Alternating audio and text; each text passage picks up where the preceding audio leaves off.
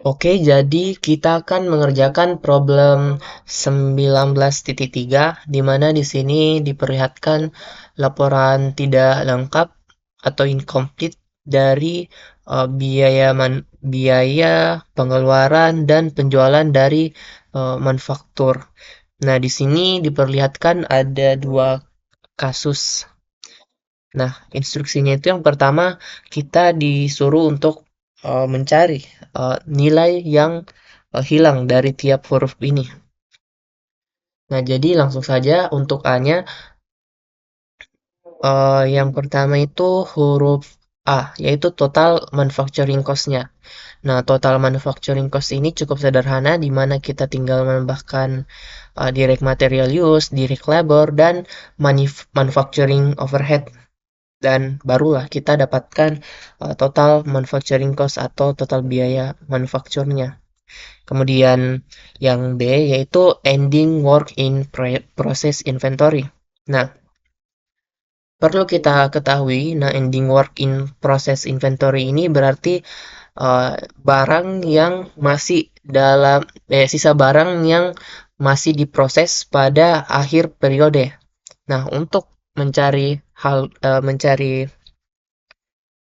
nilainya itu, kan kita tidak mengetahui nilai dari B ini atau 66 ribunya. Oleh karena itu, cara mengetahuinya itu yaitu kita harus menambahkan nilai manufacturing cost-nya, yaitu biaya produksi pada satu periodenya, kemudian kita tambahkan dengan beginning work in process inventory atau uh, barang yang masih diproses pada awal periodenya, yang tentunya akan kita proses sehingga menjadi barang jadi. Nah, kedua hal ini kita tambahkan dan kemudian kita kurangkan dengan yang namanya cost of goods manufacture. Nah, kenapa kemudian kita kurangkan dengan cost of goods manufacture? Karena cost of goods manufacture itu menghitung nilai barang yang biaya barang yang sudah jadi. Jadi dengan kan ini yang dua di atas adalah biaya. Nah, kita tambahkan biayanya, kemudian kita kurangkan dengan barang yang sudah jadi. Otomatis biaya yang tersisa tentunya biaya dari produk yang belum jadi. Nah, biaya biaya ya atau produk yang belum jadi ini kita kita sebut sebagai ending work in process inventory, atau barang yang nilainya biayanya kita taruh untuk periode selanjutnya begitu. Jadi ya kita dapat ending work in process inventory-nya. Kemudian untuk beginning finished goods inventory itu atau uh, pada barang jadi pada periode awal itu kita tinggal mengurangkan saja dari barang yang cost of uh, cost of goods available for sale atau COGS dari semua total barang jadi atau barang yang siap kita jual. Terus kita kurangkan dengan cost of goods manufacture-nya. Manufacture-nya. Nah, kenapa kemudian ini kita kurangkan? Tentu saja karena kan eh, kan cost of goods available for sale-nya kan semua total barang yang siap dijual.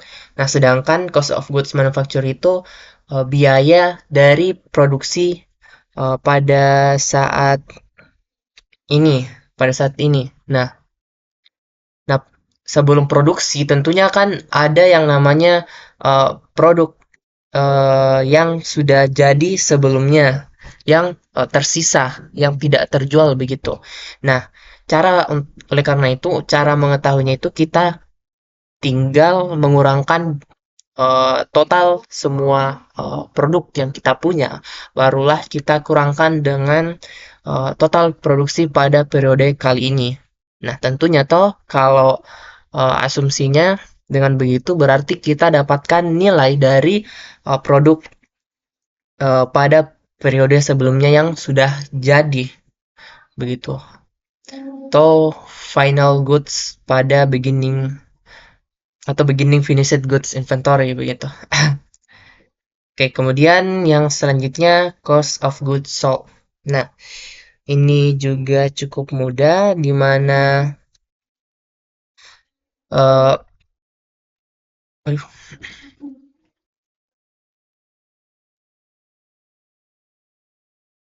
di mana jika kita harus mengetahui definisi dari COGS.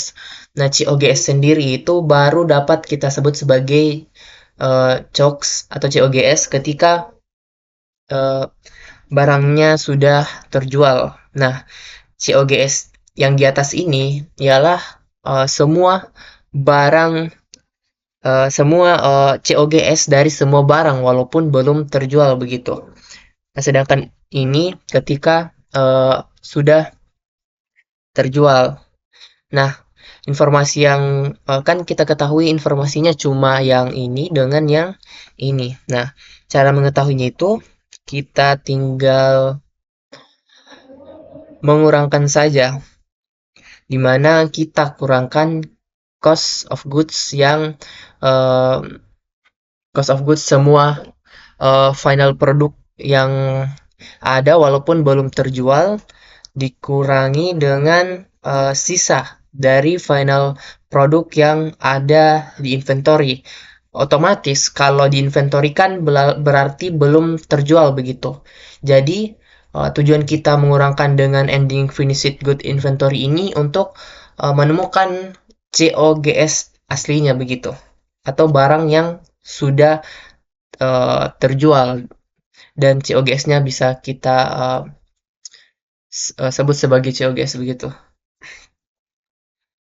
Dan kemudian untuk gross profit,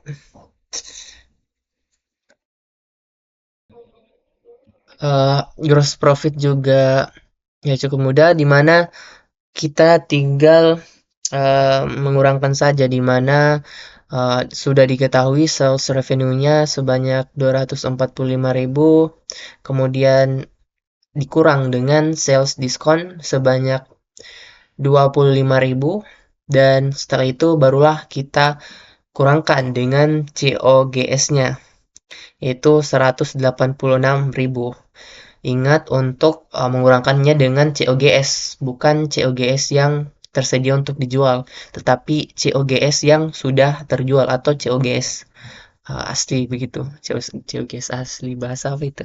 Ya, intinya COGS. Nah, begitu. Dan barulah didapat gross profit-nya sebanyak 34.000. Kemudian untuk net income, net income itu kita tinggal mengurangkan saja nilai dari uh, gross profit atau pendapatan kotornya dengan biaya operasionalnya. Baru didapatkanlah yang namanya net income atau laba bersihnya sebanyak 9.000.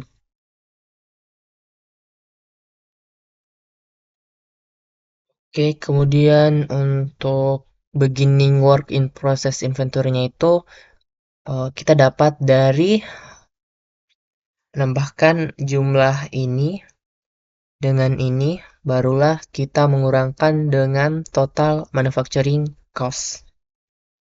Nah, kenapa bisa seperti itu? Pertama-tama, mungkin kita perlu tahu cara mendapatkan cost of goods manufacture-nya. Eh, kan cara untuk mendapatkan cost of goods manufacture atau biaya dari pembuatan barang jadi pada suatu periode itu kan begini intinya. Intinya kita menambah total manufacturing cost ditambah dengan beginning work in process, terus kita kurangkan dengan ending work in process inventory-nya. Nah, hasilnya sama kan? Dan di soal ini yang diperlihatkan Yang ingin dicari itu terbalik dengan kasus satu tadi, berbeda dengan kasus satu tadi, di mana yang pertama tadi kita mencari endingnya, di mana relatif mudah, tetapi yang di sini kita mencari mengenai uh, beginningnya. Jadi tentu saja, dengan analogi seperti uh, analogi seperti tadi itu untuk menghasilkan cost of good manufacture-nya. Jadi dengan tidak diketahuinya ini, tentunya kita harus lebih memutar otak untuk mencari nilainya. Nah, cara mencari nilainya itu tentunya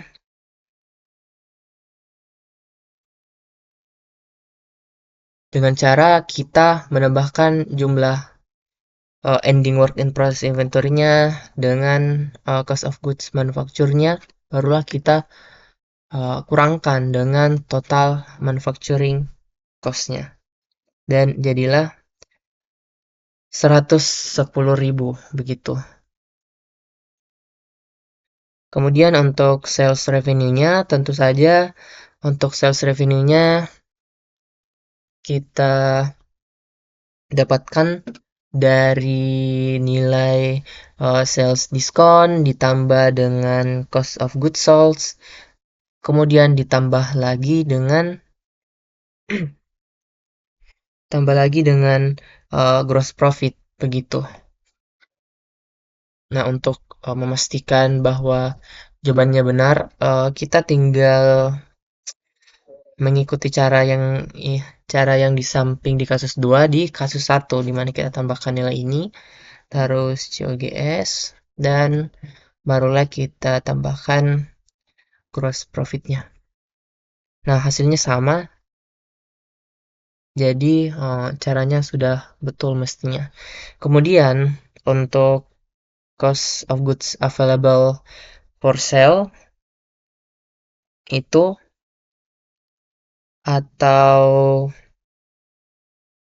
oh ya, sebenarnya untuk mengerjakan yang sales revenue ini diperlukan informasi dari COGS tadi. Nah, jadi kita harus mengerjakan soal yang di bawahnya dulu, barulah kita kerjakan yang terakhir atau I-nya, yaitu sebanyak N13, 13.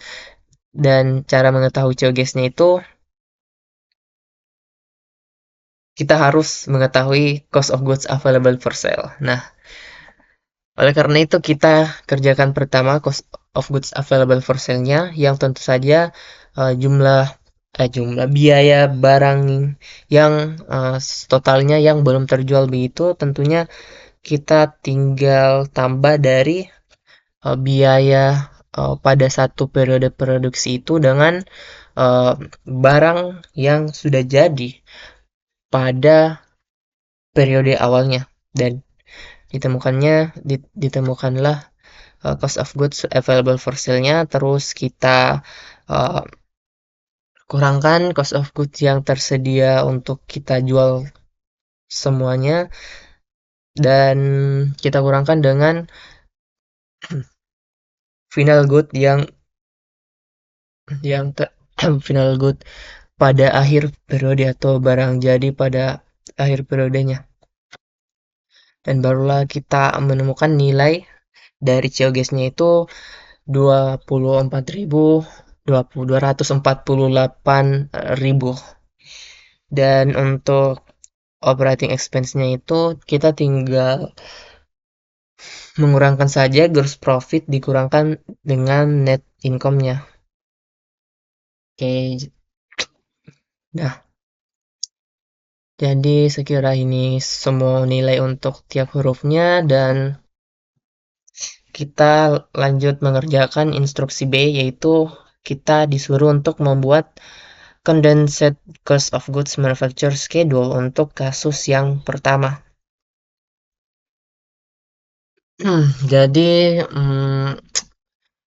saya menggunakan struktur dari buku Kieso, Oke, so dan untuk strukturnya seperti ini, di mana diperlihatkan yang pertama tentunya yang di atasnya itu eh, nama perusahaan, terus nama perusahaan di sini tidak ada nama perusahaannya, jadi kita tulis case satu saja. Kemudian cost of goods manufacture schedule, dan di sini juga tidak ada tanggalnya. Dan untuk yang pertama itu work in process. Nah, di sini yang beginning atau Januari itu bebas sih, karena berhubung di sini tidak ada tanggal atau tanggal pastinya, sehingga mungkin lebih baik kita menggunakan kata-kata beginning atau pada awal periode begitu, di mana ada bahan yang belum yang masih dalam proses pada awal periode, kemudian direct material, direct labor, manufacturing overhead, yang tentunya nilai-nilai ini semua kita dapatkan dari direct material. Nah, yang ini direct material use 96.000, 50, 80, dan seterusnya. Dan oh ya, untuk ininya yang work in process atau beginning, yang ini atau yang di soal ini, eh, kita tinggal mengikuti strukturnya saja. Kita kemudian yang ini kita tambahkan jadi total manufacturing cost-nya. Atau yang ini. Nah, ini tadi menjadi ini. Kemudian kita tambahkan dan kita tambahkan dari work in process atau barang yang setengah jadi pada awal periode, kita tambahkan dengan barang yang baru diproduksi pada periode ini. Dan jadilah total biaya yang masih yang dikerjakan begitu. Total cost of work in process. Kemudian dikurangi dengan barang yang belum selesai pada akhir periodenya sebanyak 66.000 yang ini. Dan barulah kita kurangkan hasilnya, yaitu 170.000 untuk cost of goods manufacture pada satu periode kerjanya. Kemudian yang C itu kita disuruh untuk membuat income statement and current statement of financial position untuk kasus yang pertama dengan ada beberapa tambahan informasi. Yang pertama itu income statement. Nah, oh ya, mungkin kita perlu perbandingan dengan perusahaan dagang sebelumnya untuk lebih memahami terkait pembuatan income statement-nya. Oke, jadi untuk nilai-nilainya sendiri sudah ada di atas, tinggal kita taruhkan saja sesuai struktur yang ada. Nah, yang ingin saya highlight di sini itu terkait dengan income statement-nya. Nah, kalau kita lihat di sini, yang di-highlight itu COGS-nya, karena yang banyak begini. Karena kebetulan ini ialah perusahaan manufaktur yang tentunya terjadi produksi pembuatan barang, sedangkan yang ini operating expense-nya yang di-highlight karena untuk yang dagang biasa ini lebih sedikit untuk COGS-nya karena dagang hanya menjual barang dan tidak menjual barang. Walaupun tentunya yang manufaktur tentunya pasti ada operating expense-nya, tetapi bukan itu yang di-highlight pada tugas ini. Oke, jadi dan untuk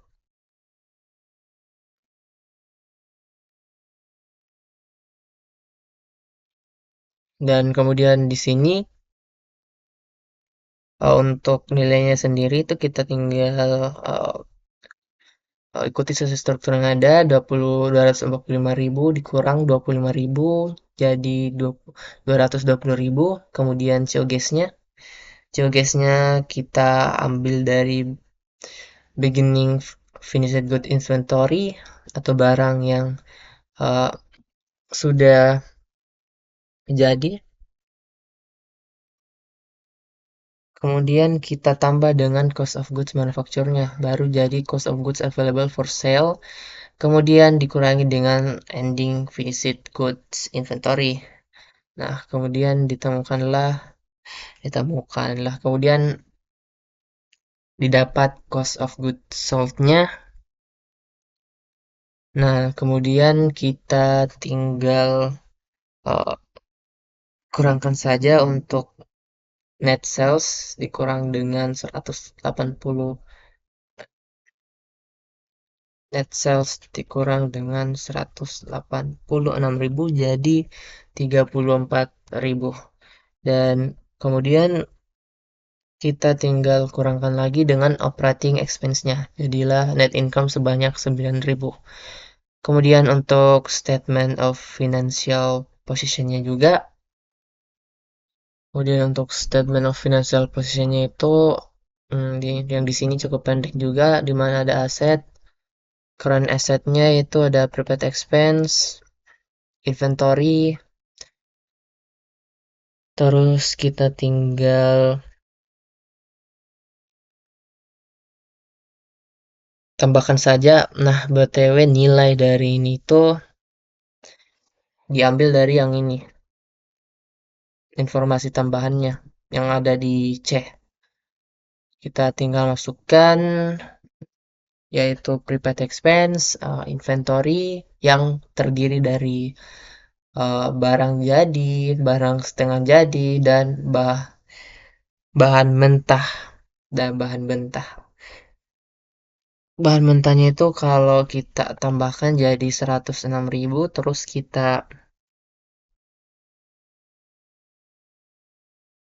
terus kita tambah semua yang dari ini